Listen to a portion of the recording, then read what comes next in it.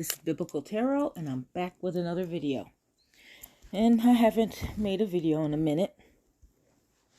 I've been sitting around watching YouTube, just watching like mindless videos, which, no, they're not mindless, I guess.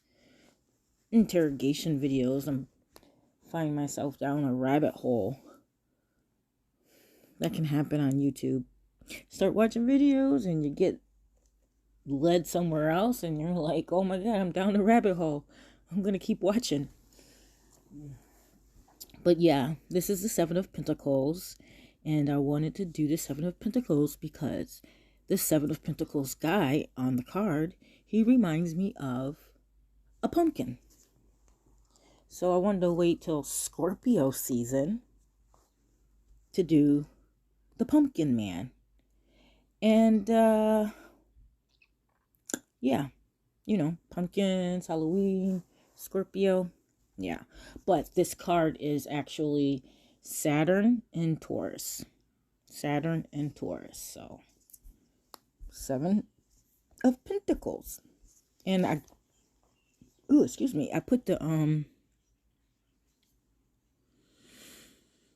put the meaning up for us right here. Seven of Pentacles from the book. A harvest to be reaped, a promise of fortune, pause, speculation, anxiety over a future. Reverses impatient, poor gain, anxiety, failed outcome. So yes. So when I look at this card, for me, here, let me bring them down a little bit. When I look at this card though, it reminds me of a pumpkin patch. Yes, it does. It I don't know why. I think it's because he's got the orange on, and the orange just reminds me of a pumpkin. And then you have, you know, the 7 coins that look like 7 vegetables or 7 fruits, you know. And in my imagination, it's pumpkins. And he's the pumpkin man. See? 7 pumpkins. And he's waiting for a harvest of pumpkins. And it just made me want to know more about pumpkins, you know? So I looked up pumpkins, you know, and the symbolism of pumpkins and the history with the Native Americans, you know, and the story of the pumpkin. And that's this in this article right here. So yeah. The pumpkin is native to the New World and was one of the foods grown by the Indians. Among the Iroquois of the northeastern U.S., the pumpkin was one of the group of crops known as the Three Sisters and was grown together with corn and beans. According to the legend, a pregnant woman living in the sky world above the present world craved the bark of the root of the great tree that grew in the middle of the sky world. Her husband, like all good husbands of pregnant wives, promptly acceded to her request and dug away the dirt from the base of the tree to expose the roots of the tree. This also created a hole in the sky. After her husband had given her the bark she desired, the woman leaned over and peered into the hole. However, she lost her balance and fell into and through the hole to the earth below. The poor woman thus became the first human on earth. Ooh-wee, the woman here is the first. That's awesome. Having survived her fall, the woman eventually gave birth to a daughter who grew up and was impregnated with twins by the west wind. Just before the time came for their birth, the twins got into a fight. Ooh, I remember that in the Bible. Never mind. Twins got into a fight about how they were to emerge from the womb. The twin on the left side did not want to emerge in the usual way and instead forced himself out through his mother's left armpit. killing her in the process. Once freed from the womb, the twins buried their mother. Shortly after, there sprouted from the spot where the mother had been buried, corn, beans, and pumpkins sprouted and became one of the main food staples of the Iroquois. That is so beautiful, actually. It's weird, but interesting. And I'm familiar with all those concepts. Like the twins fighting in the womb. And her being the first woman. Ooh, she's kind of like Eve, not Eve, what's her name? Y'all know who I'm talking about. What's her name? Oh, why can't I remember her name right now? Lilith. That was her name. For some reason, I couldn't remember it. It's Lilith. She was the first woman. So, yeah. I just thought that was interesting. I want to go back up and I want to talk about the card. Because it's Saturn and Taurus. And Saturn is very patient. It's careful. It's cautious. It's long-suffering. Okay? It can turn mean, though. It can turn mean. And it could be over-rigid, stubborn, competitive.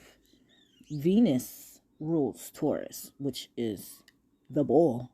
You know, the bull. So just think about the stubbornness of the bull, okay? Think about Earth, because Taurus is Earth, okay? The element Earth, so it's very, very heavy, very slow, okay? Very heavy and slow. So that's why you see the patience in there. You got to have patience with the Seven of Pentacles, okay?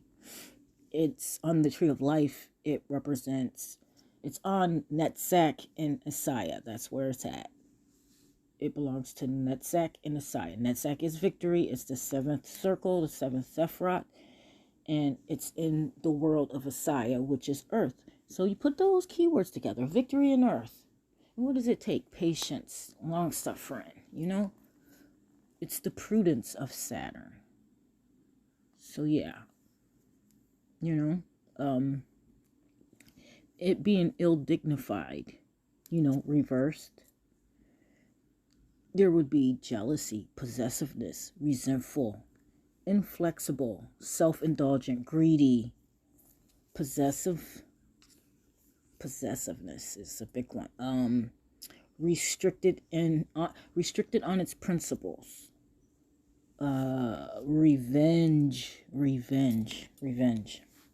Revenge. So, yeah. But also, like I said, it reminds me of a pumpkin patch. And it reminds me, this guy is the pumpkin man. And pumpkins, you know, the symbolism of pumpkins is abundance, right? Abundance. Pumpkins have abundance. And you have lots of seeds in a pumpkin. So each seed represents an opportunity, you know? Lots of opportunities. One thing though about the pumpkins is like back when in the New World here in America, Northern America, the pilgrims and all that came over here and they were introduced to the pumpkin. And the pumpkin now is very popular, you know, very popular. You know, you got pumpkin spice, pumpkin all that, pumpkin everything nice. Back then, pumpkins was for poor people, you know. They survived on the pumpkin. So I thought that was very interesting to understand. Like, pumpkins are very easy to, you know, to grow, to harvest. So they had lots of pumpkins. And I don't even know why I'm saying that, but I thought that was really interesting about that, about the pumpkin. The gourd, which also reminds me of Jonah sitting under a gourd tree in the book of Jonah, being bitter and resentful. you'd have to read that story. I'm not going to talk about it. But the gourd is a pumpkin. It could be a pumpkin. It could be all kinds of different vegetables. But it also reminds me, the pumpkin, the gourd, this picture of whatever vegetable this is on these vines.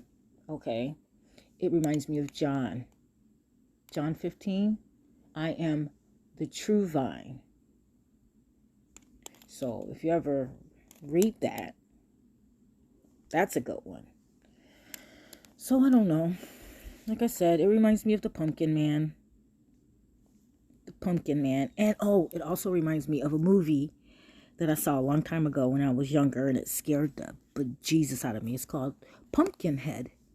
I wanted to show you guys that. It's this movie right here. Ooh, Pumpkinhead. So yeah, this guy kind of reminds me of the guy on the seven of Pentacles too.